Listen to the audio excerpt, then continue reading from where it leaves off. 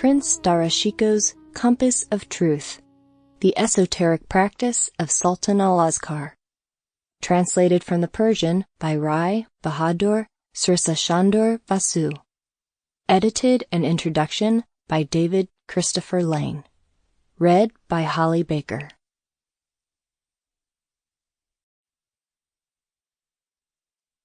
The more a traveler is unencumbered, the less he feels worried on his journey.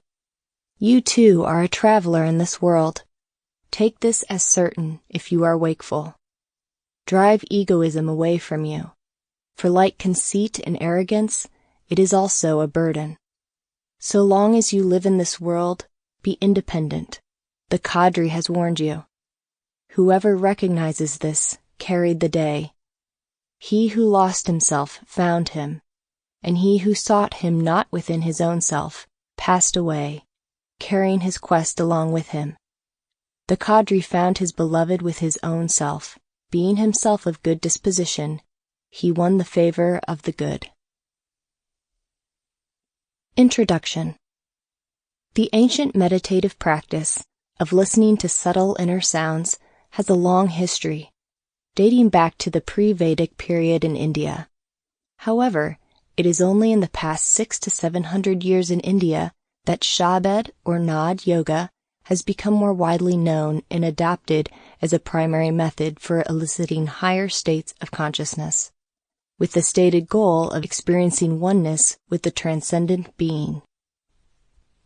The ancient Sanskrit text, Nadabindu Upanishad, provides salient details on how the practice is performed, setting up the basis for later iterations of the yogic technique. 31. The yogin begin in the Siddhasana posture, and practicing the Vaishnavi mudra should always hear the internal sound through the right ear. 32. The sound which he thus practices makes him deaf to all external sounds. Having overcome all obstacles, he enters the Tura state within 15 days. 33. In the beginning of his practice, he hears many loud sounds. They gradually increase in pitch and are heard more and more subtly. 34. At first the sounds are like those proceeding from the ocean, clouds, kettledrum, and cataracts. In the middle stage, those proceed from mardala, a musical instrument, bell, and horn. 35. At the last stage, those proceeding from tinkling bells, flute, veena, a musical instrument, and bees. Thus he hears many such sounds, more and more subtle. 36.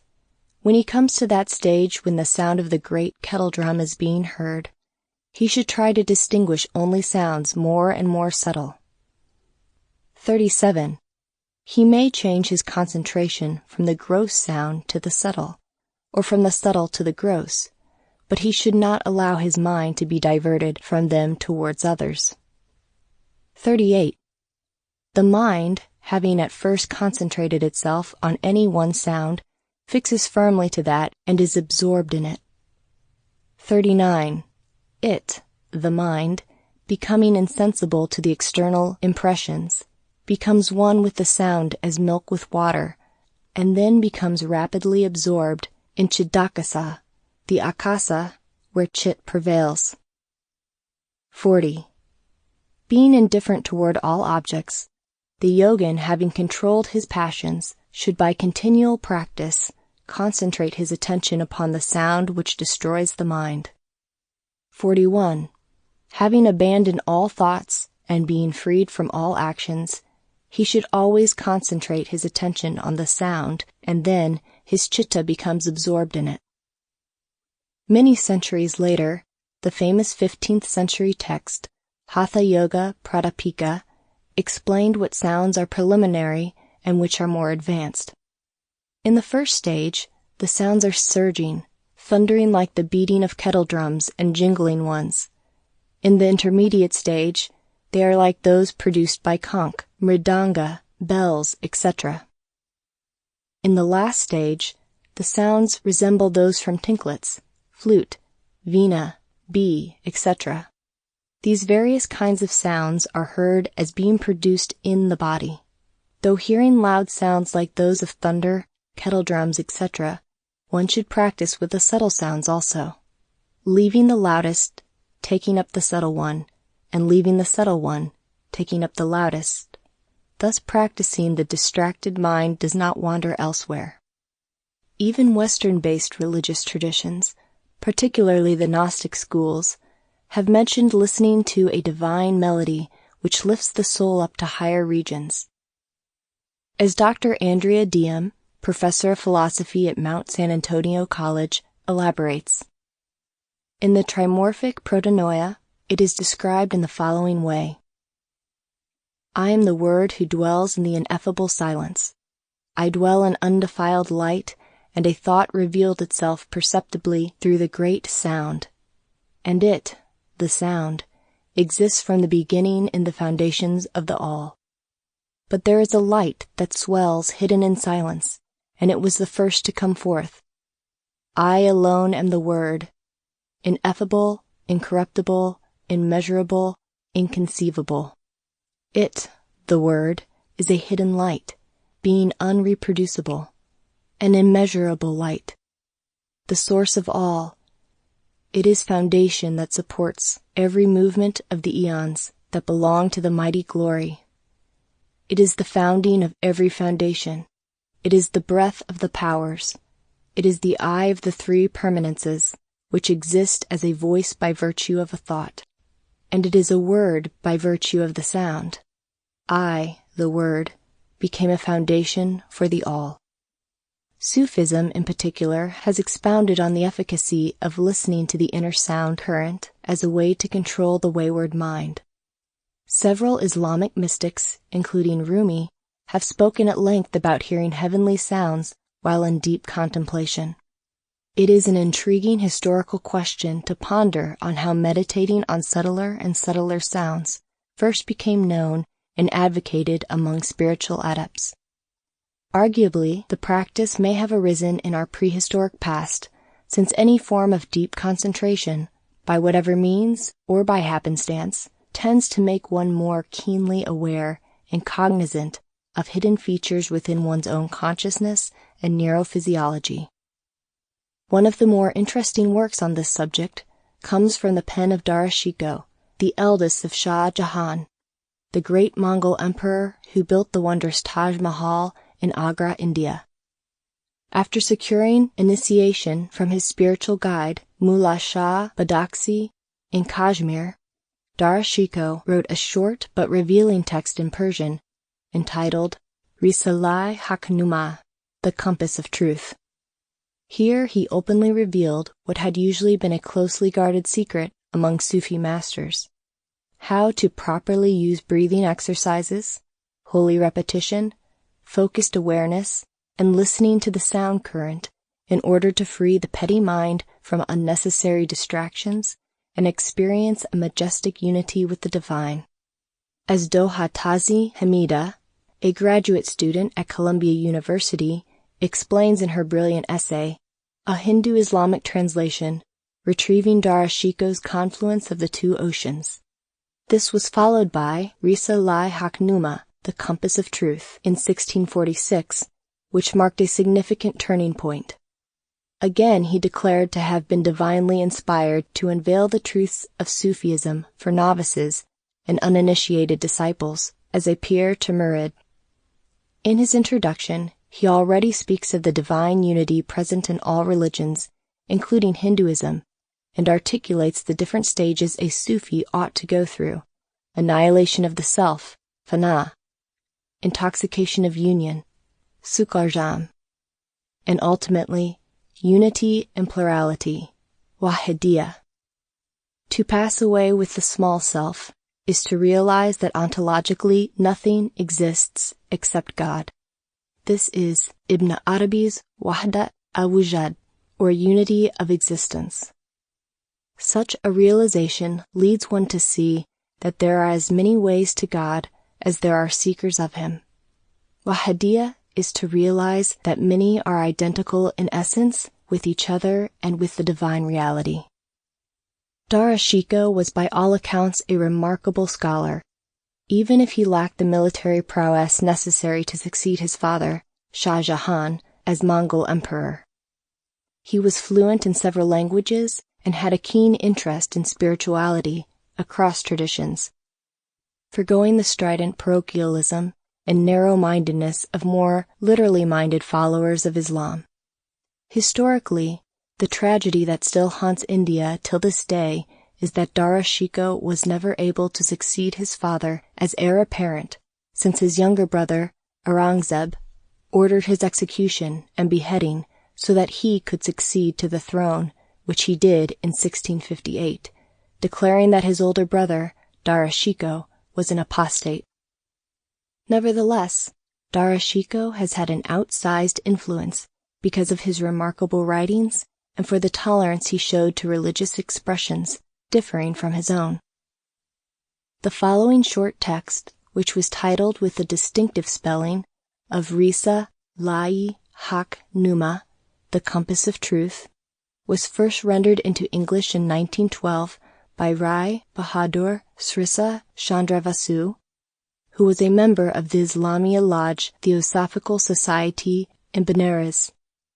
The book was published by the Panini office at the Bhuvaneshwari Asrama Bahadurgani in Allahabad, India. A later translation was made by Scott Kugel, professor of South Asia and Islamic Studies at Emory University, in 2012, and published in the book Sufi Meditation and Contemplation. Although we have only utilized Vasu's translation for this book because it is now in the public domain and no longer copyrighted by the original publisher, it is important to note that Professor Kugel's more recent translation differs at various points. He gives one illustrative example in his book Sufi Meditation and Contemplation. I appreciate the effort that Srisa Chandra Vasu put into translating The Compass of Truth. Yet I did not rely upon his translation, but rather went back to the Persian original in order to create a new translation that will be useful to modern readers. But for clarity, I should alert the reader to just how this new translation differs from that done a century earlier. Here is an example of how my translation differs from the earlier English translation. Vasu wrote, O friend, when thou shalt begin to hear this voice, thou must attend to it very carefully and try to keep it with all thy might, so thou mayest be expert in hearing it, and may hear it not only in the solitude of the desert and the cloister, but in the bustle and noise of the marketplace and meeting houses of mankind. I translated the same page. When this sound manifests to your hearing, my friend, you must observe it keenly. You must try your hardest to preserve your ability to listen to it until you can master it, so that just as you heard it in the silence of the wilderness or in a closed room, you will also hear it in the noisy marketplace amid throngs of people. I endeavored to use simpler language in a style that would be more immediately accessible to a contemporary reader. While I can readily acknowledge Professor Kugel's criticism of Vasu's earlier translation, the fact remains that the essential import concerning the sound current meditation as espoused by Dara Shikoh remains the same. I think what I find most remarkable about The Compass of Truth is how open and transparent Dara Shikoh was in expressing how an erstwhile secret Sufi meditational practice is performed.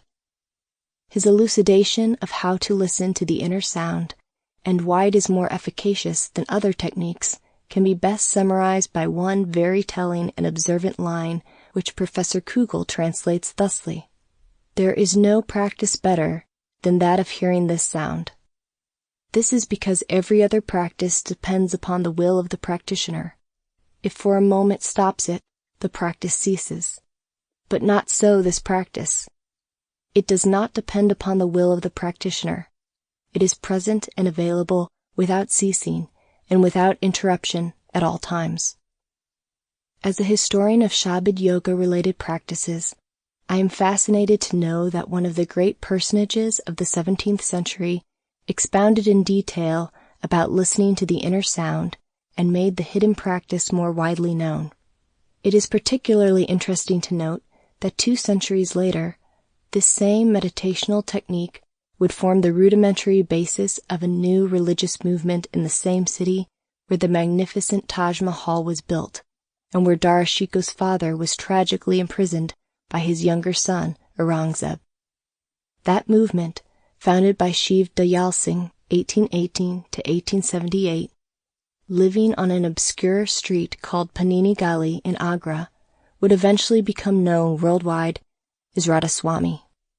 It makes one wonder whether Shabad or Nad Yoga, in the guise of Sultan al-Azkar, as taught by Sufi masters such as Baba Sain Mir Muhammad Sahib and Mullah Shah, key mentors in Dara Shikoh's life, was not responsible for a certain kind of mystic zeitgeist in Agra, which made listening to the inner sound a more attractive and viable option to those searching for a beneficial spiritual practice. One thing is certain, however: Prince Dara Shikoh's life, though cut brutally short, his brother had his decapitated head sent to their father in a box while he was imprisoned in the large Agra fort, continues to have a significant influence through his numerous writings, which touch at the very core of spirituality and which give hope to all those seeking for a deeper meaning to life and who are reaching out for better ways to probe the innermost reaches of their own consciousness and being. David Christopher Lane, Ph.D., Professor of Philosophy, Mount San Antonio College, Walnut, California.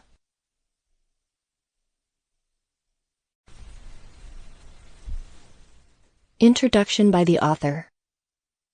In the name of God, the most merciful and the most compassionate. He is the first, he is the last. He is the manifest, and he is the hidden. Praise be to the Essence, who is the absolute existence. And reverence be to the Prophet, to whom is revealed everything, and who is the Viceroy of truth. And let profuse mercy shower on his descendants and companions. The best and the most appropriate thing is this, that we may not proudly attempt to exhaust this praise and reverence, and that we may not give latitude to our tongue to describe his substance, because whatever may be written on this point is bound to fall short of truth, and in the eyes of men of knowledge it will never be the complete truth. Why spirit comes into matter. Know, O friend, that the reason why the essence of man has entered this framework of body, in other words, why the spirit incarnates at all, is that the seed of perfection, which lies in him latent, may become patent. That which is in the potentiality may reach the actuality, and may return enriched with all experiences to its original source. Note: in this one sentence, the author has solved the mystery of the coming down of spirit into matter. The soul in its essence is divine, as the seed in its essence is the tree. But as the seed must go down to the earth to manifest all its powers, and in its turn give rise to other seeds, so the souls take bodies in order to gain experience and bring out the powers latent in them. So it is the duty of every individual human being to exert with all his might to save himself from eternal loss and to free himself from the toils of duality and to join himself with his source. He should not waste his life, which lies as a moment of time between the two eternities, past and future, in useless thoughts, words, and deeds, and thus he will save himself from everlasting remorse and regret, and free himself from endless loss and ruin. He will not be among those who, the book says, are like unthinking quadrupeds, nay, even worse. God has especially endowed man with the precious gift of reason and discrimination. Let not that gift lie unused or abused. The Almighty has created all things on earth for the sake of man, and he has created man for his sake. Therefore it is the duty of every man to love God and seek him, for he who seeks does ever find. He must go to a master in order to free himself from the pangs of separation and the worry of failure and loss, for the finding of God is dependent upon the masters, fakirs. He who has not found the masters has not found God. He who has found the masters has found him. The two paths. True, the finding of the Master and of God is dependent upon the grace of God, and not upon the effort and exertion of man. But still he must exert, as says the following verse. Through the reaching of him is not to be accomplished by one's efforts. Yet, O heart, do not cease to exert, but go on making efforts to thy utmost to reach him. There are two paths that lead to the Lord of holiness. The path of grace. The first is the path of grace, and the second that of exertion. It is grace when the Lord takes the seeker to a master, and that perfect man, by one glance at the disciple, accomplishes all his work, removes the veil from his eyes, rouses him up from the sleep of the worldliness and indifference, and without any effort, pain, or austerity, and penance on the part of the disciple, shows him the face of that true beloved, and thus frees him from the snares of egoism and takes him to that stage which the eyes have not seen or the ears heard. This is the grace of God. He bestows it on those whom he likes, for he is the most compassionate and gracious. Note: this path of grace is meant only for those by their past karmas, their exertion, austerity, penance, etc., performed in their past lives, have fitted themselves to become the vessels of grace of the Lord. In their present incarnation, such persons have to make no exertion for getting divine wisdom. The path of exertion, or action. The second path is that of exertion and austerity. It is in this wise: suppose a man hears from someone that such and such a person has reached God, or he reads in some old book that some have known God rightly, as he ought to be known. This excites his desire to reach the same state which others have reached before him. When this idea takes a strong hold in his heart, he begins to seek and search, to go hither and thither, works and toils, till he finds a master, and walks on the path which the former seekers of wisdom have trod. Then on him descends the grace of God, and thus all his labors are crowned with success, and he gets the vision divine. Note: DARA SHIKOH goes on to describe himself in the third person in the following terms. This DARA SHIKOH belongs to that class of devotees who are attached to God naturally. Without the performance of any austerities, he has come to know the mysteries of Godhead, through the grace of the saints and friends of God. He has benefited by the society of these masters, and has inquired into the truth of their teaching. After such inquiry, he was desirous of writing out the accounts of those sages in a treatise. On a night in the month of Rajab, 1055, he received the inspiration that the best path of reaching God was the Qadari discipling. This sect traces its origin to the blessed Prophet himself. From him, its teachings descended to Mohi ud-Din Abdul Qadir Jilani, and from him, in right succession, it came to Muhi ad-Din II, and from him it directly came to Maulana Shah, the spiritual master of this writer. In that night of inspiration, he was also commanded to write this pamphlet for the help of those who are in search of God. He has named it Risalai Haknuma, because on consulting the book, he found that it was the proper name to give it. On opening the sacred book, I came across the following verse, and as the sense of this verse had complete resemblance with the pamphlet, so it was called Risalai Haknuma, a treatise which reveals the truth. Quatrain. If thou wishest that thy heart, through union with God, may become a flower garden, then thou must exert thyself in the search and quest of the Beloved. As the compass points thee out to the pole, and men find their destination through its help, so this treatise is like a compass. Find through it the self, for this is the compass of truth. He who has not the good fortune of having found the perfect man, and who cannot recognize the perfect man when he sees him, should study this pamphlet, and ponder over it carefully, and act upon its teachings. If he does so, it is hoped that he will gain this object, and realize the unity which is the highest end of man. All the teachings found scattered in the various ancient books of theosophy and modern compilations are too large and voluminous for the study of ordinary man. This treatise is an abstract of those books called Fatuhat, Fasa, Swana, Laya, and Lamat, etc. Quatrain.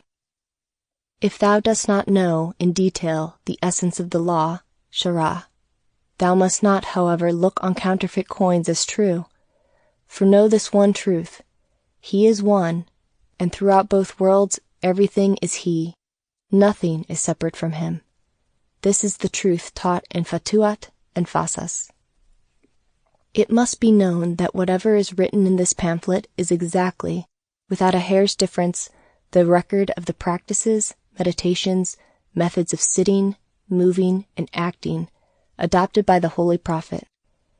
A person who reaches God, if he happens to read this pamphlet, will be able to do justice to the author and to know how far the author has reached in coming to the gateway of truth and in opening its doors, and how far within this short compass he has stored the pearls of knowledge and wisdom, so that the man of the world may know that the mercy of God is free and spontaneous. He draws anyone whom he likes towards him, in whatever condition he may be. This is a wealth which is not the lot of everyone to get, and this writer has been the specific recipient of this mercy. Thus, in the beginning of my youth, I saw in a dream that an angel of God proclaimed 4 times, "That which the rulers and the kings of earth did not get, God has made it easy for thee." On awaking, I interpreted this to mean that I shall get divine wisdom, and I always expected the day when this illumination will come to me. In time, the foreshadowing of it began to manifest, and day by day, the veil was lifted, little by little. In those days, when I was full of pain of search, I had my full faith in this lodge of the Holy Masters, Taifa il-Kamal, the company of the perfect. In those days I wrote a book about the life and actions of the holy men who belonged to this company and in the past, and I named the book Safinat al-Awliya. After that, when I became more intimate with the rules of discipline and the various stages of the path, which this company regarded as necessary, I composed another book on the various signs, conduct, stages, and the miracles of these ancient sages, and called it Sakinat al-Awliya. It was at this time that God opened for me the doors of unity, Tawhid, and wisdom, and showed me His special grace and victory. Whatever has been expressed in this pamphlet, that is a blessing of God for mankind and for the benefit of those people who believe in God. In the discipline laid down in this pamphlet, which is the discipline of the school to which the author belongs, there is, contrary to the practice laid down in other schools, no pain and no difficulty. Verse. There is no asceticism in it. Everything is easy, gracious, and a free gift.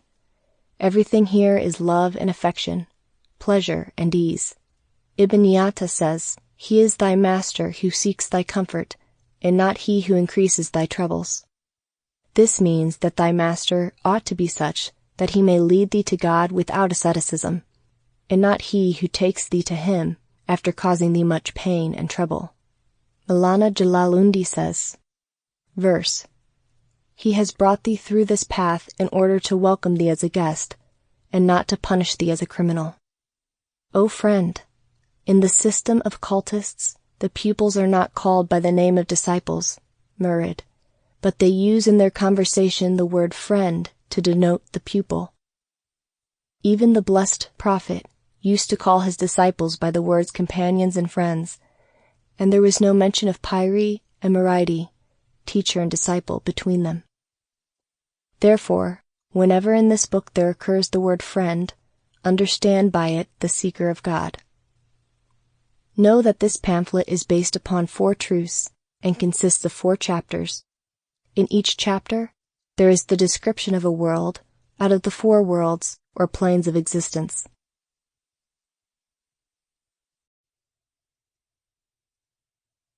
Chapter 1.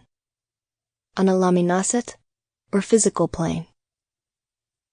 By the physical plane, is meant this world of sensation and perception. It is called by some the visible world, alam-i-shahadat, or the world of waking consciousness, or the world of awareness, or the world of mulk. This is the world in which existence has reached its acme, and in which the enjoyment is the deepest and most vivid. When, O friend, the troubled soul searches for truth in this physical plane, and when this quest makes him uncomfortable, the first thing that he should do is find out some solitary quiet corner, and going there, sit in meditation alone. Method of meditation. Sitting in this place quietly, let him try to form a picture in mind of some holy saint, fakir, for whom he has great regard and respect. Or, if he has got no picture of the master, let him try to form the picture of someone with whom he is bound by ties of love. The method of meditation is this: he must close his eyes and fix his attention on his heart, and with the eyes of the heart, see the picture of the master or the beloved. 3 centers of meditation. O friend, in the opinion of this fakir, there are 3 centers where heart is said to exist. There are 3 centers in which attention may be fixed at the time of meditation. The first center is the chest, below the left side ribs. This is the seat of the physical heart, or the heart proper. This heart is called the cedar heart, or dilisano bari, because it has the shape and form of the cedar cone. It is conical in shape. This heart is possessed by all men, as well as animals. Verse. The heart of flesh and blood found in man is to be found in plenty on the stall of the butcher, for every animal has got it. But this is not what we mean by heart. It has a secret meaning, known only to the select few persons. Note. The first center of meditation is in the heart. It is certainly not the physical heart that is meant here. The royal author leaves no doubt on that point, but he has not revealed. Perhaps he was under an oath of secrecy not to reveal it, and he makes the cryptic remark. The secret meaning of it is only known to a select few. But thanks to the modern theosophical teachers, this secret no longer holds good. The heart really means the center in the astral body of man, situated in the same position as the physical heart, and it is the representative of the astral plane. This center is a whirl of astral matter, moving so rapidly and in such a way that it forms a cone, like that of a cedar tree. The seers have therefore fixed upon this resemblance, and named it rightly, the Dili-Sanobari, the cedar heart. The second heart is in the center of brain, literally, the mother of brain, Damag. It is called the Dilimud Dawar, or the spherical heart. It is sometimes called the colorless heart. Its peculiarity is this, that when the aspirant, fakir, fixes his attention on this heart center, no danger of any kind appears before him, because danger cannot reach up to that place. Note, the word danger is a technical term for distraction of thought. In this spherical heart, which is said to be in the center of the brain and corresponds with the pituitary body of the physiologist, or perhaps with the pineal gland, the meditation is free from all dangers, because it corresponds with the mental plane, a plane above the passional. All danger of fall lurks in the passional plane, or the central heart. When the consciousness is raised from the cardiac heart to the cerebral heart, there is no longer any danger to the neophyte. The third center. The third center is in the lower part of the body, or the rectal center. This is called Dilinilofari, or the lily plant. Note, the author is very wisely silent as regards this center. It is seldom employed in meditation by the members of the right-hand path, though in certain schools this is the first center with which the meditation begins. In the Hindu system of tantric meditation, there are mentioned 6 centers beginning with the lowest part of the spinal cord and going up to the brain. For a fuller description of these, see Shiva Samhita. The meditation which has been mentioned above, and the intention which one is required to fix, must begin with this cedar heart. Alam-i-Masal. The thought pictures which the neophyte makes and sees with the eyes of his heart constitute the world of ideas, or the plane of counterparts. Alam-i-Misal. These pictures are really the thought forms of the thinker, and the world of thought forms is called Alam-i-Masal. This plane of thought forms is midway between the physical and the next plane. This meditation is the gateway to the next higher plane, the plane of Alam-i-Malakut. The Alam-i-Masal is really a portion of Alam-i-Malakut, and it has been cut off from that plane and separately named for convenience of study and reference. But, as a matter of fact, the plane of thought picture, Alam-i-Masal, is really a portion of and is included within the Alam-i-Malkut. O friend, when thou once takest to meditation in the method mentioned above, thou shalt find that gradually the thought picture will correspond more and more with the original of which it is a picture, and the life of the original will begin to flow into this picture. And this becomes the means of the conquest of the Alam-i-Malakut. And when this thought picture becomes definite and clear to thy vision, then thou shalt be blessed with the conquest of the plane of thought picture, and will be a victor therein. And when thou wilt exert long and constantly at this form of meditation, then thou shalt begin to see even pictures which thou hast never seen before, and nothing will remain hidden from thee.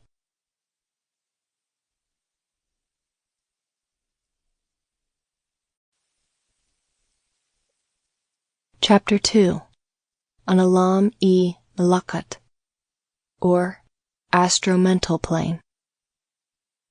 This plane is also called Alam-i-Arwah, the world of spirits, Alam-i-Ghabi, the invisible world, Alam-i-Latif, the subtle world, Alam-i-Khwab, the world of dream.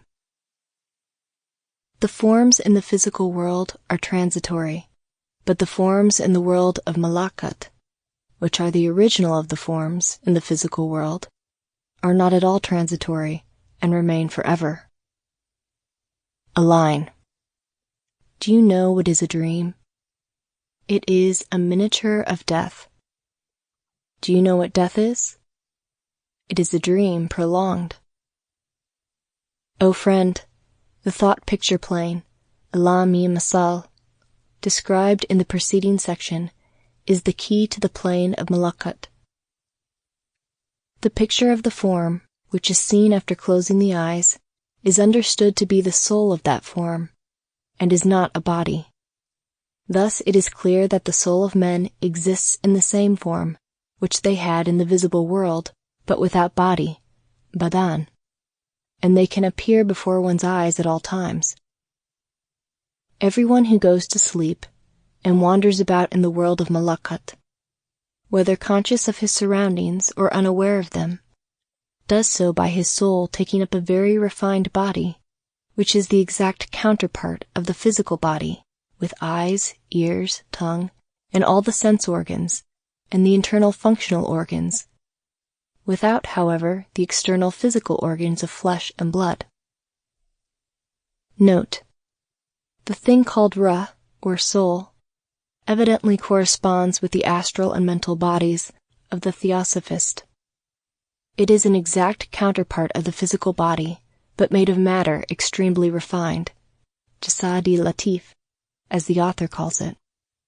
He, however, appears to be a little confused, or intentionally obscure, in not clearly distinguishing between the thought form and the astral body of the man. Anyone whose heart has become refined and has awakened sees in this world of Malakut beautiful and refined forms, hears exquisite music, and takes delicious viands in his sleep wanderings through this land of angels. But he whose heart is burdened with coarseness and is unawakened on the higher, sees ugly forms and hears disgusting sounds during his sleep wanderings, and he does not see anything but what exists on the physical plane, and he feels no pleasure and delight in his rambles. Therefore if, O friend, thou shalt practice with diligence and perseverance the methods of meditation to be described later on, the rust from thy heart will be removed, and the mirror of thy soul will become bright, and thou shalt see reflected in it the forms of prophets, saints, and angels. The meeting with the Master on the higher plane. There thou shalt meet also with the form of thy Master, who will lead thee to the holy prophet. May the blessing of God be on him and his descendants, and to the mighty companions of the prophet, and to the powerful saints and friends of God. And whatever difficulties you might have, you can ask for their solutions from these forms, mentally, and you will get reply from them. Thus the faith of thy heart will increase, and thou shalt feel more at home in this world of Malakut. The form of the prophet. When thou seest the form of the prophet, know it for certainty that this is really the prophet, and not some mischievous entity masquerading in that form, because there is an authentic hadith to the effect that no one can imitate the form of the prophet. He who has seen me in my subtle form, verily he has seen me and no other entity who has assumed my form, because Satan cannot imitate my form. It is clear that this hadith refers to seeing the prophet in the plane of Malakut. When owing to separation from the divine wisdom, the nature of man became inclined to coarseness, and all refined particles separated from him, it became necessary to bring him back to his pristine condition of purity, and hence this Alami Malakut shows him the way to get back to his own original refinement, and to recognize that his original condition is subtle, but overpowered by the coarse.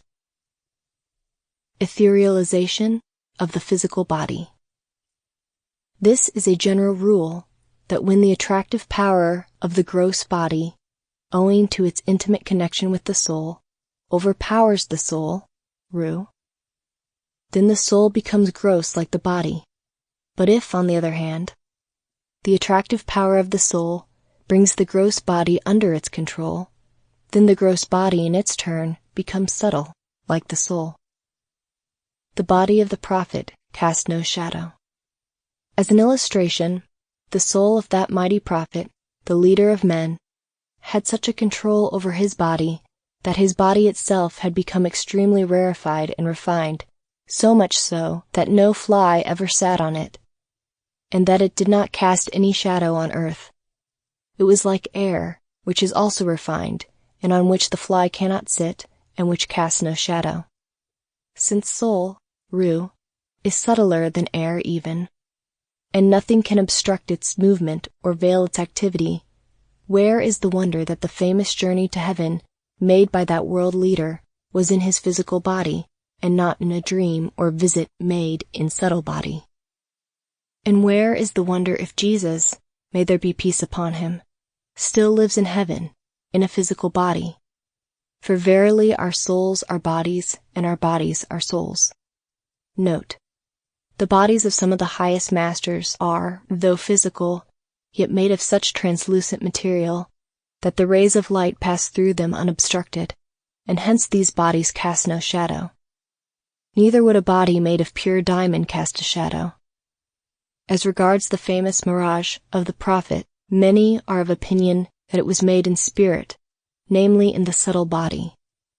But there are cases both in the Christian and Hindu sacred literatures of holy men going in their physical bodies to heaven. There is nothing inherently impossible in it. Heaven world is a continuation of the physical world. Nature has no gaps. One world merges into the other imperceptibly. Nor is analogy against it. Animals that live on earth generally do not live in water, but there are some that live both on earth and in water, while there are yet others which live in all three conditions of physical matter, namely in earth, water, and air. Why should it then be impossible that one may live in his physical bodies, in a world subtler than air. Therefore, O friend, when thou hast come from this land of imagination to Malakut, and when thou realize it, that thou canst see there both good and bad human spirits, and when thou findest that angels even have the appearance of human spirits, thou must remember that thou shouldst not relax thy effort, even there, in contemplative attention. Thou shouldst meditate on these Malakut appearances carefully, and observe them minutely, so that the truth regarding the subtle world, which is the real world, and whose shadow is this world, and thought forms, and imagination, alami masal, may become fully revealed to thee. Then thou shalt able to see whatever thou desirest to see in that world. And when thou hast fully acclimatized thyself to the subtle world, then thou wilt be blessed with the victory over the world of Malakut. But always remember that the aim of thy life is something different, and so thou must not remain entangled in this world of Malakut. But thou must take thyself out of the whirlpool of this world of spirits, this Malakut, and thou shouldst not confine thyself to seeing these forms only, nor shouldst thou heart be given to this world of appearances, nor shouldst thou desire phenomena, clairvoyance and miracle, because in this world of Malakut there are wonderful phenomena, and with its help thou canst perform many so-called miracle. Astral healing. Once a sty grew on the eyelid of the blessed master, Myanji, and it was very painful, and he suffered much through it. A surgeon was called and asked to treat it. He said, "The sty must be operated upon in order to allay the pain." Myan Natha, who was one of the most intimate friends of the teacher, said, "Wait for a moment before you operate." He then directed his attention toward the world of Malakut, and he saw a person there, who was evidently a great physician, and asked him the remedy for the sty which had grown on the eyes of Myanji, and which was troubling him so much. That spirit physician said, "Rub cucumber seeds on a stone with a little water, and apply the unguent to the sty." Myan Natha then opened his eyes, and said, "Do not cut the sty on the eyelid of Myanji, but apply the paste of cucumber seed on it." Immediately cucumber seed paste was made, and rubbed on the sty, and the cure was instantaneous. One of the persons present asked Myanji, "Myan Natha appears to be an expert in eye diseases." He replied, "This is not so. On the other hand, there are many remedies in the land of Malakut." Myan Natha directed his attention to that world and learnt this remedy from it. Whatever is said to the Alami Malakut, to the Sahib Adil, that verily comes to pass. The person again asked, "But has not your honor the power to go to Alami Malakut and find out the remedy? And why did your honor depend on Myan Natha to find the cure for you?" Myanji answered, "I have gone beyond Malakut. It would be coming down to a lower plane for me to turn my attention to Malakut." The danger of Malakut. Therefore, O friend, remember this warning, that many an aspirant has fallen into the snare of the Malakut, and the miracle performing which comes easily from one's acquaintance with Malakut. Such aspirants have verily missed the goal. Of course, it is not said that one should never go to the land of Malakut, but that one should not tarry long therein. One must pass through it, as one passes through some beautiful landscape, toward his more beautiful home, because this Malakut is the high road of the friends of God, and the traveler on it must cross it soon in order to reach God, without being attracted by its sight and sceneries, and without delaying on the road. If he does so delay, the Malakut would become an obstacle to him. In the path of these fakirs, conquest over the world of Malakut is a great conquest indeed for the pilgrim. And this was the method practiced and taught by Hazrat Khasa Saklain. Thus it is related through Sheikh Amar Abu Janiki, who said, that once when I had gone to see the Sheikh, the great Khas, the head of the masters of wisdom, he put a cap on my head, and its pleasant and cool sensation entered my brain, and from brain into my heart. Malakut lay open before me, and I heard a great sound as if the whole universe and all that existed in it were reciting the name of the great Lord of Truth in different languages and in different tones of sacred harmony. So great and powerful was this sound of cosmic adoration and universal prayer that I was on the point of losing my reason, when the sheik put a piece of cotton into my ears and thus saved me from becoming insane. O friend, when thou hast conquered the world of Misal and Malakut, thou must practice sometime some of the methods belonging to this discipline, so that thy heart may get purity and illumination, and the rust that has settled on the mirror of thy heart may be polished away, and you may behold in it, from every side, the face of the Beloved. The heart is said to be the throne of God, in this sense, that the truth of reality reveals itself through it, and all the distracting senses become collected by virtue of the attention of the heart. The method of reciting the name of God. Hazrat Mianji used to tell some of the disciples, the name Allah should be recited very slowly and mentally without the movement of the tongue. By constant repetition of this great and blessed name, in the way mentioned above, one reaches a stage in which his heart remains awake even in sleep, and the link of his consciousness is not broken when the body goes to sleep. O friend, this is the highest and the best of all the names, and common to both those who believe in Islam and who do not. This is a collection of all the names, and there is nothing that exists in the universe which is outside this name. And the meaning of this ineffable name is this: the triune aspect of God. The word Allah means He who is Lord of three attributes, namely, creation, preservation, and destruction. The whole creation, and every atom of matter has in it these three attributes, but no one knows the meaning and the mystery of this great name except some of the great perfect teachers who are on the path of perfection. The method of regulation of breath. The method of practice which has been adopted by this writer, and which he has found the best, is the regulation of breath. This is a method without which success cannot be obtained, and so everyone ought to practice this method of breath control, and it is done in this way. Sitting in a retired spot, in the posture in which the Holy Prophet used to sit, place the elbows of both hands on the two knees, and with the two thumb fingers, close the hole of the two ears, so that no air may pass out of them.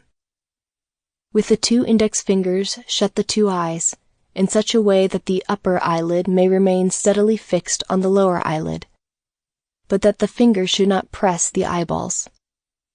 Place the ring and small fingers on the upper and lower lips, so as to close the mouth. Place the two middle fingers on the two wings of the nose, the right middle finger on the right wing, and the left middle finger on the left wing. Having assumed this posture, first let him firmly close the right nostril and the right middle finger so that the air may not come through it. And opening the left nostril, let him breathe in slowly, through it reciting La Ilah, and drawing the air up to the brain, bring it down to the heart. After this he should close firmly the left nostril also, with the left middle finger, and thus keep the air confined within the body. This is called habas-i-nafas, or confinement of breath. Let him keep the breath confined so long as he easily can do so without feeling suffocation, and increase the period of restraining the breath slowly. Then he should throw out the breath by opening the right nostril, by removing the middle finger from it, and the breath should be thrown out slowly, reciting the words Il Allah. If the breath is expelled very quickly, it will be injurious to the lungs. Then he should repeat the same process by drawing in the breath through the right nostril, and keeping it closed for some time, and expelling it through the left nostril, and so on. Some of the practitioners have carried this practice to such a length that they passed the entire day of 12 hours by drawing only 4 breaths. But the teacher of this writer, Hazrat Akhund Mullah Shab, may God always send his peace on him and prolong his life, had carried the practice to such a stage that he used to close his breath at the time of the evening prayer and let it go out at the time of the morning prayer, keeping it closed within him for the whole night, whether it was a long night of winter or a short night of summer. He used only to take 1 breath in the evening and did not breathe again till the morning.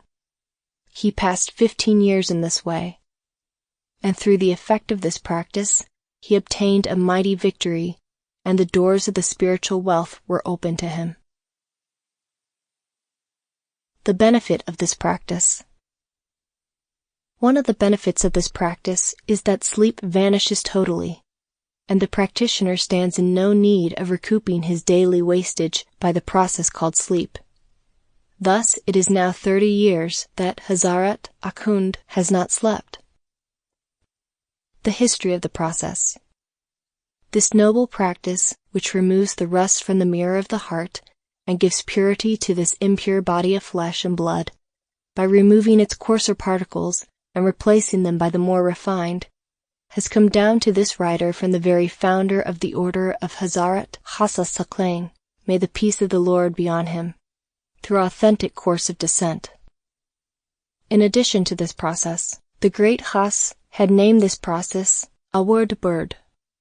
The great, compassionate, helpful sage, Hazrat Mianji, sacred be his memory, had made this addition to the above method, that during the period while the breath was kept within the lungs, namely during the period when the breath was drawn in till its expulsion, the practitioner was told to repeat the words La ilah mentally, with the tongue of the cedar heart, so that during this period of retention of breath, mind should not remain vacant, because the vacancy of mind opens the door to dangers, unwholesome thoughts and frightening visions. But when he becomes engaged in reciting El Ilah, these dangers are removed, and his mind is kept back from attending to any other object. The method of warding off dangers. This method of removing dangers has been named by Mianji Zadwad Bird, struck and carried, because anyone who has struck this noble name on the target of his heart has carried the palm of victory or the ball of victory to its right goal. O friend, as there are many dangers on the path, Hazrat Mianji has laid down certain methods of warding them off, so that the doorway in the inrush of dangers may be closed. One of those methods has been mentioned above, namely the recitation of the sacred formula La ilah during the period of the retention of the breath. Another method is this: if a person happens to suffer much from dangers, through meditation on the cedar heart, he should fix his attention on the spherical heart and not on the cedar heart, which is open to the attacks of dangers. He should remove the mind from the heart and fix it on the brain, and instead of concentrating it on the heart, let him concentrate it on the pineal gland. Since the spherical heart is colorless, danger has no inlet therein and cannot find any lodgment there. Another method of removing danger is this: consider that the danger is not separate from thee, but is thy own self. This is the higher process. Think every thought that comes in to disturb thy meditation, every gibbering and jeering shape that either distracts thy attention or frightens thy soul, as thy own self, and one not to be shunned but to be welcomed.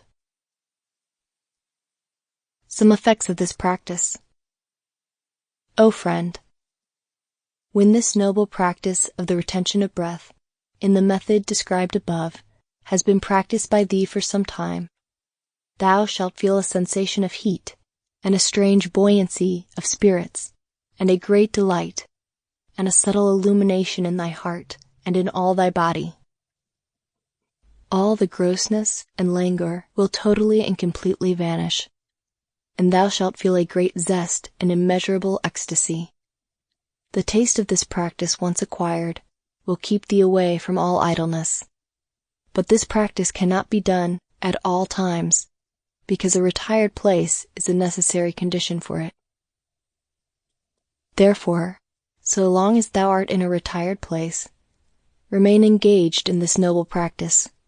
But when thou art in the company of other people, or movest about, then the first practice which was described above becomes more appropriate, namely, the practice of reciting slowly the name of God, because that is a practice which can be observed at all times and in every place. The internal sounds.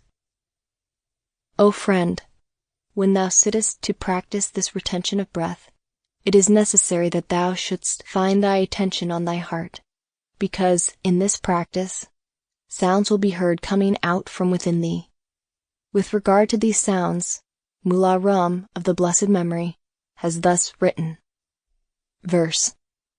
On his lips there is a lock, but heart is full of secrets. His lips are silent, but his heart is full of sounds. The nature of this sound. This sound is sometimes like the sound of a boiling big cauldron, and sometimes like the buzzing sound heard in the nest of bees and wasps. It is to this internal sound that one of the ancient authors has thus alluded. Stanzas. Behold his words. They seem like the sounds of ants when he utters his speech in our ears. The whole universe is illuminated with the sunshine of his presence, but alas for the blind humanity which asks, where is he? This is the cosmic sound. O friend, do not imagine that this sound is within thee, and therefore a hallucination of thy senses. The whole universe, inside and out, is full of this sound, and it is the great voice of the silence. Stanzas. Take out the cotton of the conceit of wisdom from thy ears, and hear the sound that proceeds from the one judge of the universe. The sound is eternally proceeding from the true. The clarion peal of resurrection is constantly sounding. Why waitest thou to hear it on the day of judgment? The true nature of this sound will become apparent to thee when will be described later on the practice called Sultan al-Azkar, the king of all practices. This is the essence of the teaching of all great sages, and rare and not easily to be found in the world. And it has come down with authentic proof, both external and internal, from the blessed Prophet to Hazrat Khazas Saklain, and from him to Hazrat Mianji. Sultan al-Azkar. This practice of hearing the voice of the silence is called, in the path of the fakirs, the Sultan al-Azkar, or the king of all practices. The three kinds of sounds. First, the physical sound. O friend, all sounds are of three kinds. One which proceeds when two objects strike against each other. Thus, when the palms of the hands strike against each other, we hear the clap. This is the external sound. But the motion of one hand alone cannot produce this external sound. This sound is called the transitory and compound sound. Second, the physiological sound. The second kind of sound is that which is produced without the contact of two dense bodies and without the utterance of words. This is the sound which appears inside the man, through the working of the elements of fire and water, and this is called the physiological and subtle sound. Third, psychic spiritual sound.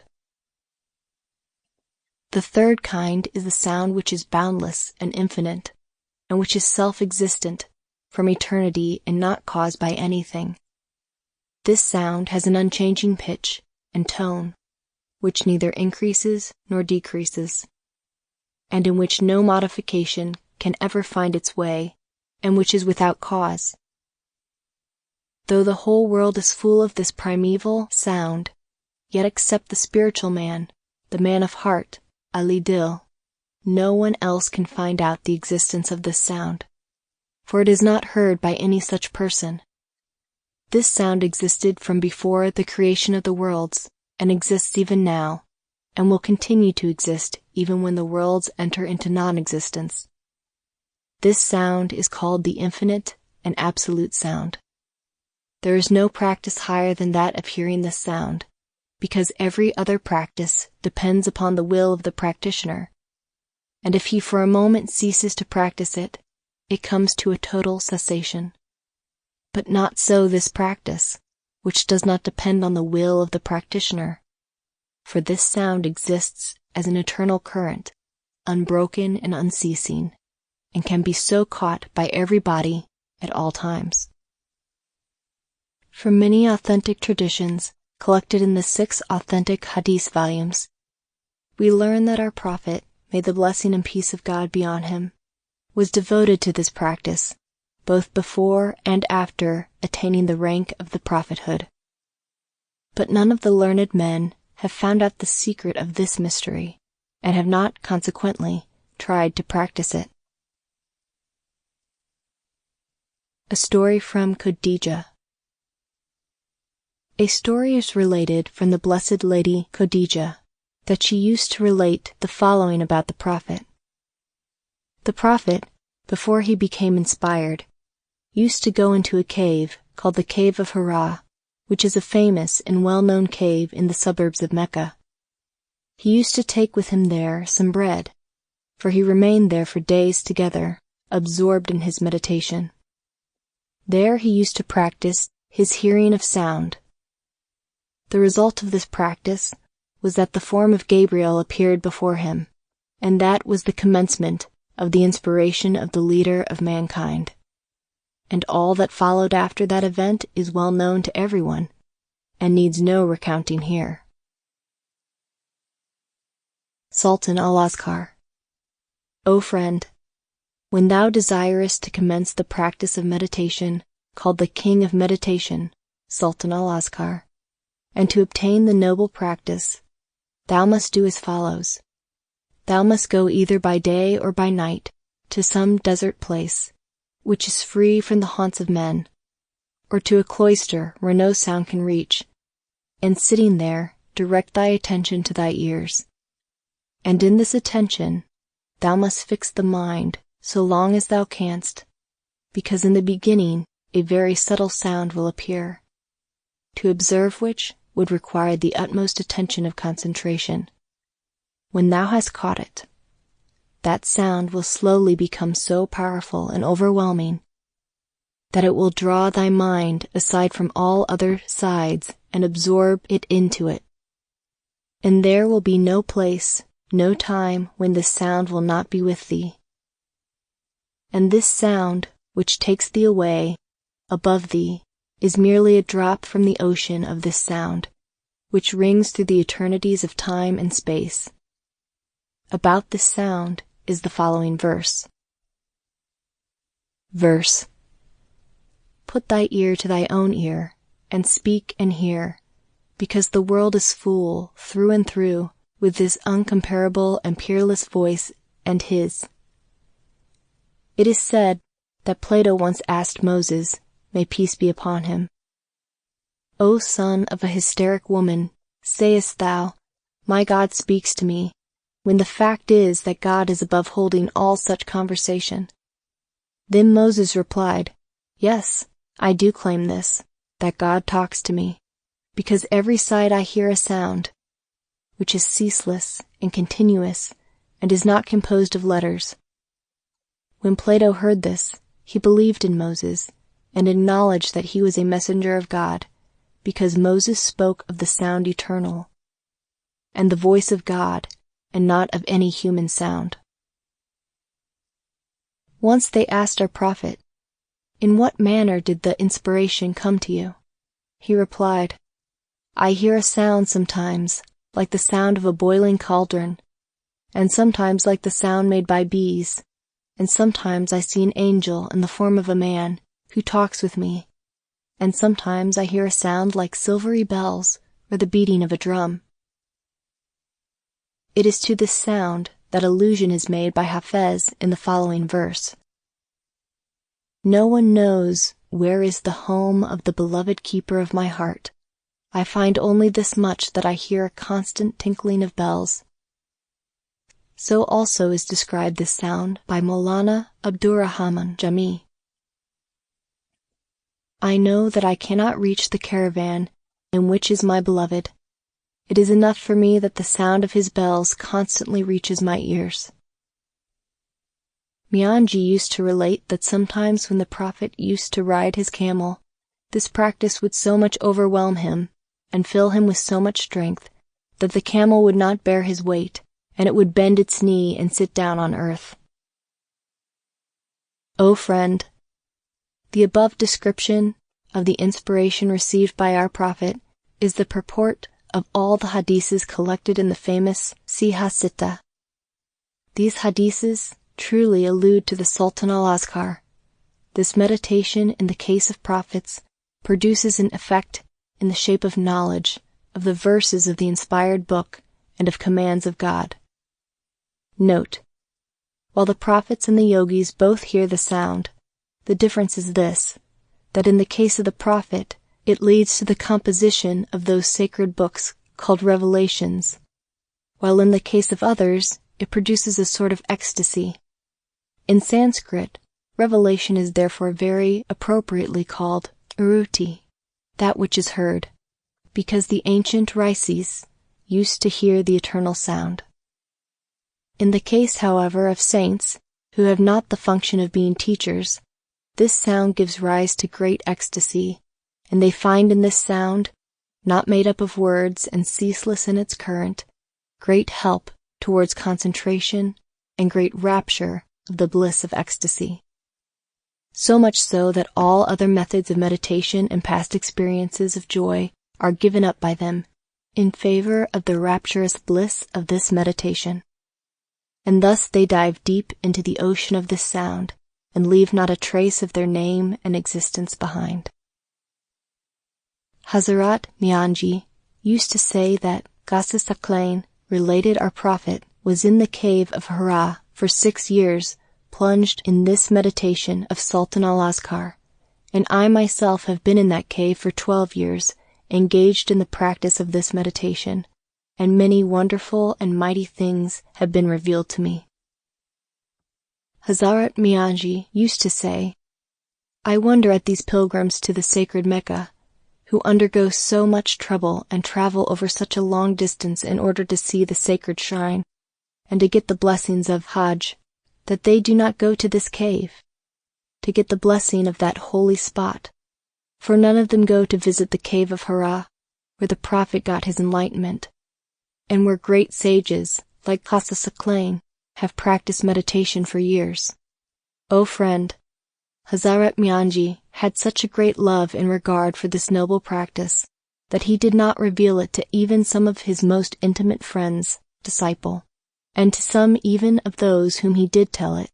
He spoke in parables and allusions and not plainly, so that in the case of Hazrat Akhund, the effect of the teaching was realized after 1 year, and he did not understand it before that.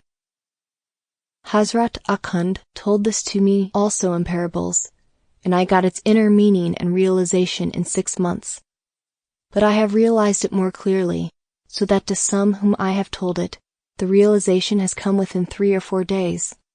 The reason of this, that while my teacher and grand teacher used to speak of it by allusions and parable, I have spoken it out clearly, without any veil and obscurity. O friend, when thou shalt begin to hear this voice, thou must attend to it very carefully, and try to keep it with all thy might, so thou mayest be expert in hearing it, and may hear it not only in the solitude of the desert and the cloister, but in the bustle and noise of the marketplace, and meeting-houses of mankind. And when this subtle and noble practice becomes perfect, it overpowers the sound of the timbrel, and drums and kettle-drums, trumpets, and tocsins, yea, over all the most loud-sounding instruments ever invented. And why should it not overpower them all, when it is the origin of them all, and all other sounds come to manifestation through it? Many disciples of Mianji used to go and sit in the marketplace, amidst bustle, in order to test and find out whether the sound heard in this noble meditation does or does not overpower all other sounds, and whether they have reached perfection in this practice or not. O friend, when thou becomest expert in this practice, called Sultan al-Askar, then the world of subtle and casual planes, as well as the plane of absolute unity, would be a blessing to thee, and will make thee one-colored, homogeneous, because this subtle practice will make thee refined, and this river of subtle causes and absoluteness will wash off all thy colors, and make thee of uniform color. And the river of truth, which is the fountainhead of thy existence, will heave up in thy heart, and at thy time thy own self shall know that every sound and voice that exists in this universe has come into existence through this sound, and all that has form and color has taken this form and color through that which is formless. And just as that is an unlimited immensity, and his form and color is also an unlimited immensity, similarly, this sound and voice of his is also an unlimited immensity.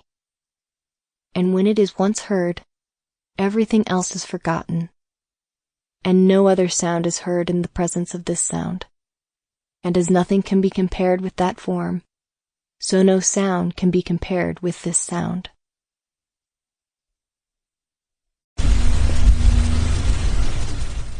Chapter 3. Alam-e-Jabarut, or the Plane of Bliss. This world is called the causal plane, Alam-e-Lazam, the plane of unity and satisfaction, Alam-e-Adyat wa Tamkin, and also the plane of no breath, Alam-e-Benafas. Though some of us call this world the world of names and attributes, Asma wa Safat, yet this is a mistake, and many members of this society have not reached the realization of this plane, and have left it unexplored and ununderstood. Because if the plane of names and attributes can rank as a plane at all, then it is included either in the plane of Malakut, or, if it has manifested in the plane of external sensations, then it is included in the plane of Nasat. In any way, it is not correct to call the plane of Jabarut as the plane of names and attributes. No one has described this plane to the outside public, except the head of this society, the teacher, Abu Qasim Junaid. He says, Theosophy, tasawwuf, is that when thou canst remain for a moment, even without the slightest tamar, pain and sorrow. Sheikh al-Islam has said, do you know what is the meaning of being without tamar, pain and sorrow? It is finding without searching, and seeing without looking, because seeing through the eyes is not perfect seeing, but through an instrument. Therefore, the plane of Jabarut is that where nothing which exists in Nasuit and Malakut comes within the range of vision of the person, in Jabarut. And there comes over him a state of trance-like wonder, when waves of bliss after bliss, of joy after joy, of contentment after contentment, and peace and rest after peace and rest, submerge the soul under their folds. And as all beings must necessarily exist in the planes of Nasat and Malakut, whether they are conscious of their surroundings or not, similarly, no human being has any opinion but to pass into this plane of Jabarut when he goes to dreamless sleep. A person, on awakening from a sound sleep, in which he did not see any dreams or objects, belonging to the plane of Nasuit and Malakut, says, how peacefully and happily did I sleep, so that I saw no dreams at all. This shows that in dreamless sleep, though he was unconscious of every external object, he was conscious of this bliss and joy which he remembered on awakening. A person is said to be in the world of Jabarut when he sits without tamar, pain and sorrow, when he has no thoughts of anything. Therefore, the head of this society has alluded to it in the following words. When in the waking state, no forms, whether of the physical or of Malakut plane, crosses his mind, then the man is in the plane of Jabarut. But the difference between him who is unconsciously in Jabarut and one who is conscious therein is this, that the first enters the Jabarut then only when he goes to sound dreamless sleep, and that also, not voluntarily, but of necessity, because his physical organs are fatigued and require rest. But the other enters into this plane whenever he wishes, and with his own free will. For whether he is in sleep or awake, he can enter Jabarut at any time. The method of sitting in Jabarut. The posture for sitting, when one wants to enter the plane of Jabarut, is this. All the limbs of the body should be at perfect rest and kept away from every kind of motion. Both the eyes must be closed, the right palm should be placed on the left, and the heart should be emptied of all forms of the physical and superficial planes. He must sit with perfect quietness and ease. No form must rise before his physical or inner vision. Thus, when he can sit without any thought, or thought pictures crossing his mind, he is in Jabarut, and he has got victory over that plane. None of the society knows this plane, but he to whom God wishes to reveal it.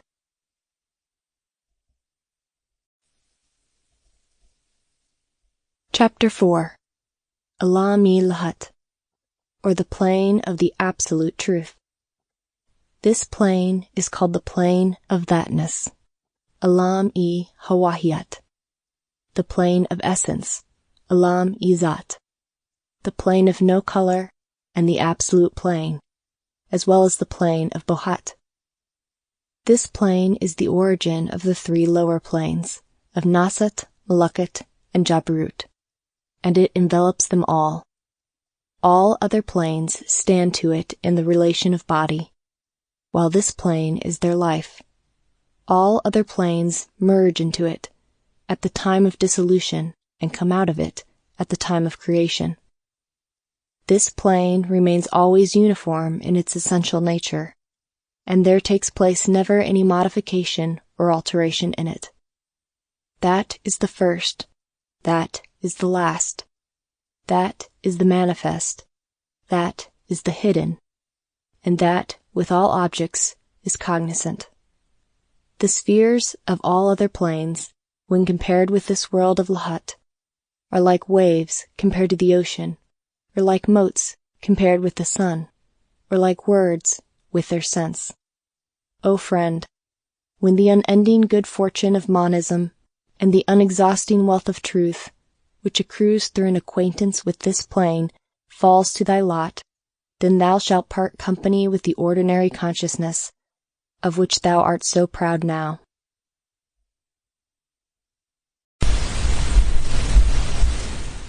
Chapter 5.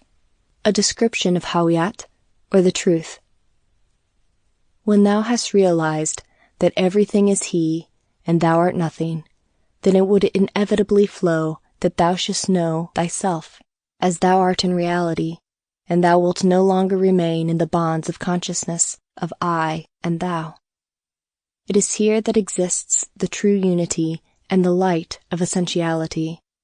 Verily, as says the book, he is within your very souls, but yet see him not. It is thy duty to observe thy own essence, so that thou mayest know thyself, and doubts and disbeliefs may not come into thy heart, and thou mayest not consider this world of relativity as a veil on the face of the essence. The water never can veil the face of the ice, in spite of the fact that a bubble may form an impression in the ice. The true is an ocean of reality, and both the worlds exist in it.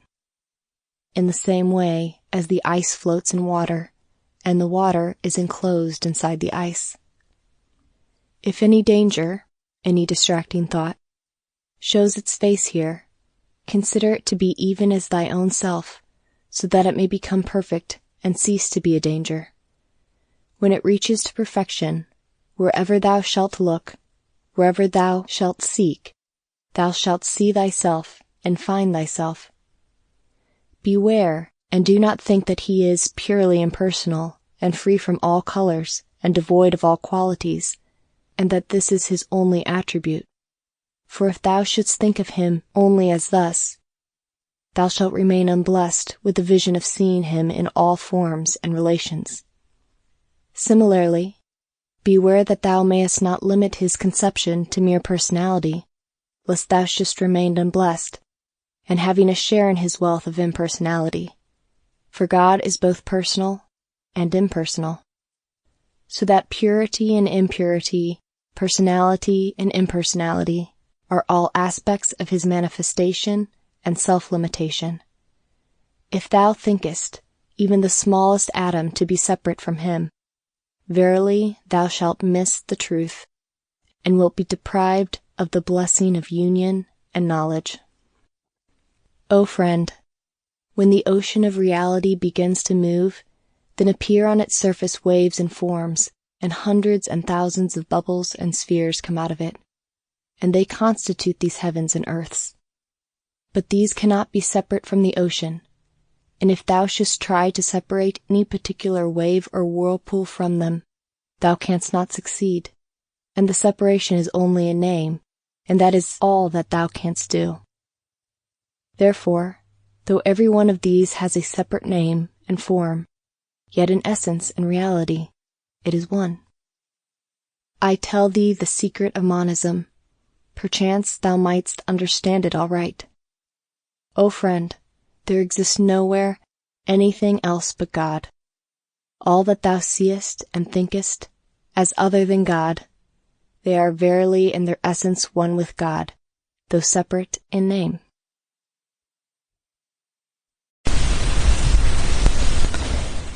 Chapter 6. The water, so long it is not congealed, has neither color nor shape, but when it becomes congealed, it assumes sometimes the shape of an ice, and sometimes the form of snow and hailstone. Behold that the ice, the snow, and the hailstones are all the same water, which is itself colorless and formless and pervasive.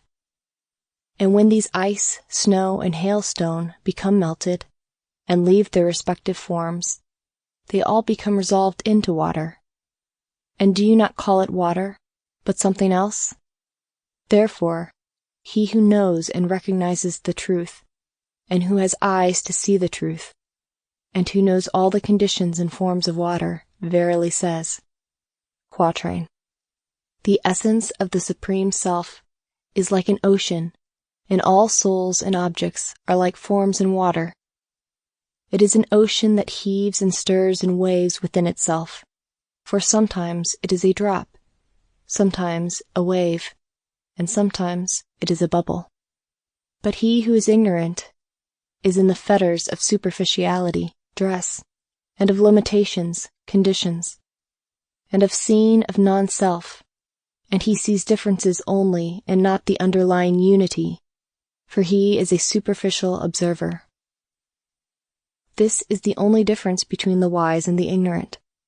Therefore, theosophy, or the divine wisdom, Irfan, is nothing more than this, that thou shalt know thyself, and realize that thou art verily that, and everything is that. It is impossible that there should exist anything which is not he. There are many illustrations to explain this verity, such as a picture, a word, or the meaning of a word. All appear written on a page, through the meditation of ink, and are all ink. Or as the root, the branches, or the leaves and fruit of a tree, all come from the seed. But the existence of all these diversities is not a contradiction of the underlying unity. Verse. He has endowed duality with the riches of unity. But if thou seest it not, then it is thy duty to have thy own blindness of perversity treated. The unity does not become manifold through numerousness, as the ocean does not become split up into many parts, owing to its waves. But for the sake of brevity, this writer contents himself with only the above illustrations.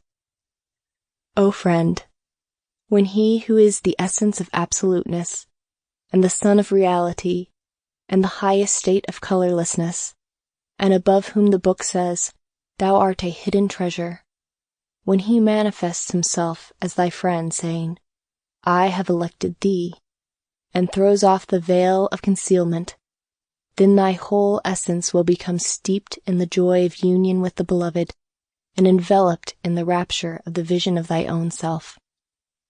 Now if thou seekest the Absolute, thou shalt not find it but in the relative, as the hidden treasure before its discovery.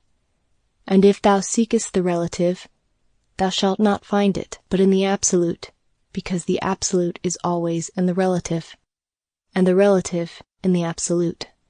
And know this for truth, that the relative is not a veil over the Absolute, and that our fancies do not supersede the true essence, so that on whatever thing the hand is placed, it is verily placed on the Absolute Self, free from all veils, and on whatsoever the sight falls, there is perceived the beauty of the Absolute, free from all veils, as says the following verse. There is no one a stranger to thee in this universe. On whatever thou layest thy hand, that confronts thee as thy own self. To the same effect is the following quatrain. I tell thee, as a truth, and for thy good, if thou art a pilgrim on the path, accept it, and do not turn thy face away from it. Attributes can never be a veil on the substance. How can the form of water be separate from water, and not touch the water? The last method of meditation. O friend, the last and the most useful method of meditation in this noble system is to sit catching hold of oneself, and in spite of all limitations, to consider himself as the very Absolute, and the true and only existence, and to recognize that everything, which appears as non-self, is indeed his very self, and thus to extirpate, from its very root, the tree of duality, and to throw off the curtains of aloofness and separation, and to see everything as one essence, and to realize the joy of self in the self. Verse. The beloved Laili is not separate from me or Majnu, as the candle is not separate from the circle of its own light. And on this very subject, some of the great ones have thus alluded. Verse. When every breath I smell the fragrance of my beloved, as near my very bosom, and for this reason I constantly draw in deep embrace my own self to my side. O friend, whoever has obtained this noble condition, and is endowed with the knowledge of his own self, which is the great elixir of life, and the true philosopher's stone, he becomes free from wandering in the wilderness of ignorance and indifference, free from the pain of search, free from the doubts and distractions of much learning and talk. Verse. A drop is a drop, so long as it does not realize that it is one with the ocean, but thinks himself separate from it. The creature is a creature, so long as he does not know himself to be the creator. Quatrain. O thou who seekest God everywhere, thou verily art that God, and not separate from him. This search of thine is exactly like the search of the drop for the ocean, when it is already in the midst of the waters of the ocean. When thou hast reached this stage, then arises the Sun of Truth and Unity, and then are removed all effects of fancies and thy lower self-consciousness, and then is removed the curtain of darkness. Then thou shalt see the divine vision, as mentioned in the following verses. Quatrain. Though the beloved may have a veil intervening, yet his face appears most pleasant and beautiful.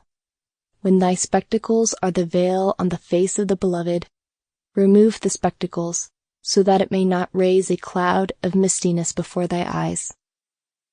Here, meditation, the person meditating, and the object of meditation, all have become one, and about this stage a description has been given by the Lord of Light. Verse. The beloved, the love, and the lover, all three are one here. When there is no existence of union here, separation also cannot find room in this condition. When the teacher has led the true seeker up to this stage and has made him understand this deep mystery, then he leaves him to God, and there is no longer any room for any teacher or teaching, because it is not right to teach God. O friend, when thou thus knowest what is thy true vocation, and what is the real meaning of the pangs of separation and distance from the beloved, then remain always happy. Quatrain. In thy separation I suffered pangs of anxiety. In union with thee I have lost my own consciousness and existence. Now happiness has arrived, and that has become the lot of my life. Now I shall pass my days in peace, both in body and mind. Now thy existence has become universal existence, and all grief and fear and fancy of duality and separation are removed from thy heart, and the fear of punishment and the anxiety of reward have also left thee, and thou hast reached union with eternal salvation. Whatever thou desirest now, thou canst do that, and thou mayest live in whatever manner thou likest. Verse. O friend, leave worldly dominion and take up wisdom and knowledge. When thou hast reached this knowledge, thou mayest do whatever thou likest. The following verse of the book also refers to these free souls. There is no fear for them, and they will never suffer sorrow. And the following good tidings mentioned in the Revelation are also with regard to such souls. On their heart there has descended a great peace. O friend, many verses of the sacred book, many traditions collected in the hadiths, and many sayings of ancient sages are authority on this subject. If the taste for inquiry into this is once acquired by thee, and thou comest to know it, then thou shalt witness the Sun of Truth in every atom. And when thou shalt carry this stage to perfection, then there will remain no doubt that thou art the truth, and from within thee there will arise unsought-for happiness and pleasure, and it will make thee perfect from imperfection, universal from partial, an ocean from a drop, a sun from a mote, and existence from non-existence. Quatrain. This small pamphlet is verily a compass of truth, as its very name, Risale Haq Numa, indicates. It was completed in the year 1056. It is verily a revelation from the Almighty, Qadir, and do not think it to be a sectarian work of the Qadiriya sect. Whatever I have said, try to understand it, and peace be on you all.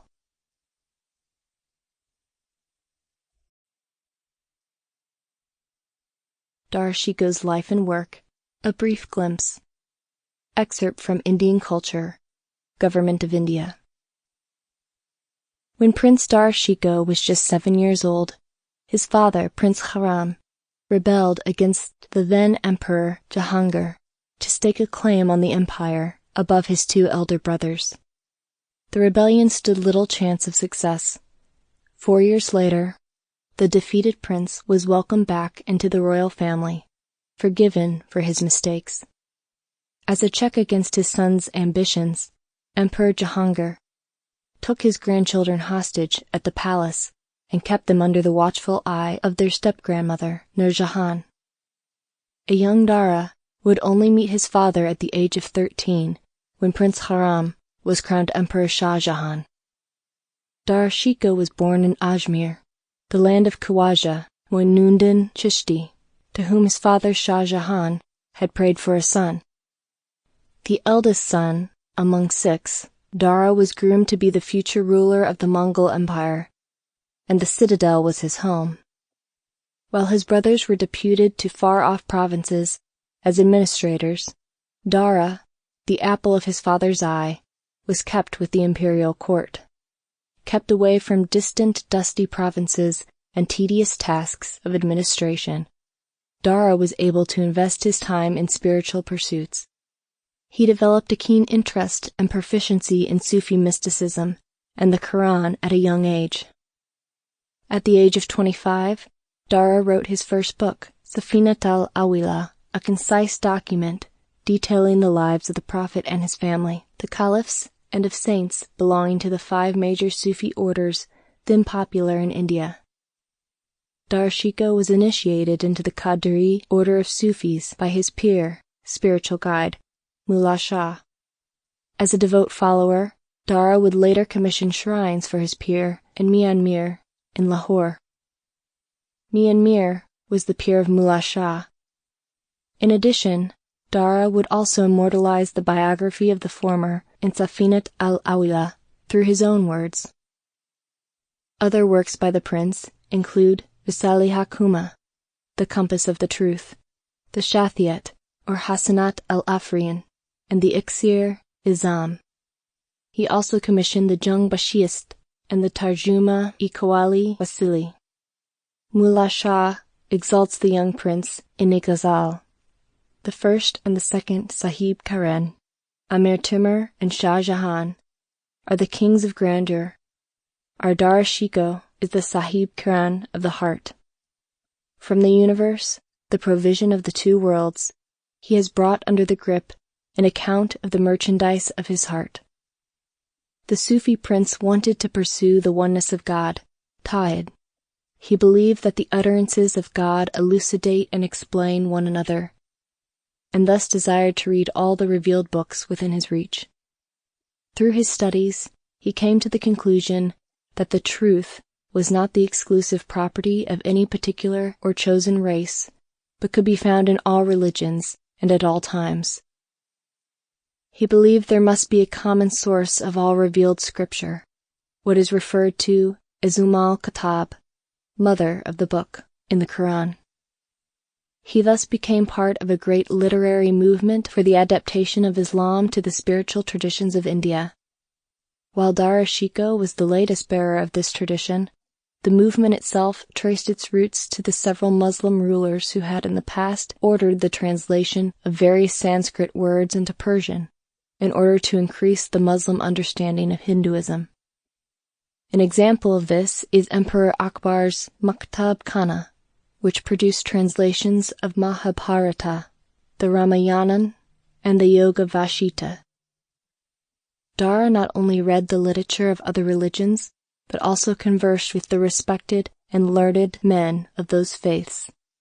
Makalima-i Dara Shikoh wa Babala captures a spiritual discussion between Dara Shikoh and Babala, later recognized to be Lal Dayal, the Hindu mystic from Punjab. The 2 were introduced through Mullah Shah. The conversation that ensued records Dara's curiosity about various aspects of the Hindu's religion and the ascetic life it encourages. The Sufi prince would later refer to Babalal as one of the perfect, stating that there are arifs and perfects in every community through whose grace God grants salvation to that community. By the age of 44, Dara would write the Majam ul-Bahrain, the mingling of the 2 oceans. Within this 57-page document, Dara analytically compares aspects of Islam and Hinduism and extracts the abundant similarities in their core values. The book studies concepts such as elements, religious exercises, beholding of God, names of God, the Most High, and apostleship and prophetship. But the greatest ode by the prince to the religion of a majority of his people was the Sari Akbar, the Great Secret, a translation of 50 chapters of the Upanishads. Dara undertook this mammoth task, aided by the Pandits and Sannyasists of Benares, to discover the unity of being, Wahidat al-Wajud, doctrines hidden in them. In this, he argues that the Hindus do not negate monotheism. Rather, the Upanishads are an ancient work which are the fountainhead of the ocean of monotheism. Some historians also attribute the translation of the Bhagavad Gita to Dara. The Siri Akbar was completed by 1657. In the same year, Emperor Shah Jahan was struck with a severe and long illness. Rumors of the emperor's impending death sparked off a war of succession between the 6 siblings. Dara was supported in his claims by his sister Jahanara Begum. Aurangzeb, Murad, and Shuja, supported by their sister Rashanara Begum, joined their forces to launch an attack on the imperial capital. Confounded by the prolonged illness of his beloved father, and confronted by the attack by his own brothers, Dara displayed unforeseen military tact and leadership in the field of war. However, the Sufi prince lost the first attack at the Battle of Samargarh in 1658. The defeated prince sought refuge in Dadar, Afghanistan, but was betrayed by his host to his brother Aurangzeb. It would not have been enough to merely defeat the beloved Dara Shikoh in battle. Aurangzeb had to defeat the adoration of the people of Shah Jahanabad, Delhi, felt for Dara. The Prince of High Fortune, as his father had once named him, was brought to Delhi in rags. He was then paraded in the streets of the imperial capital atop a female elephant, chained and disgraced. Bernier, an eyewitness of this ignominious show, said that the crowd assembled upon the disgraceful occasion was immense, and everywhere I observed the people were weeping and lamenting the fate of Dara in the most touching language. From every quarter I heard piercing and distressing shrieks, for the Indian people have a very tender heart. Men, women, and children wailed as if some mighty calamity had happened to themselves. Charged with apostasy by Aurangzeb's ulama, Dara was executed on September 9, 1659, and his body was placed on the back of an elephant and exhibited in every bazaar and lane in the city of Delhi.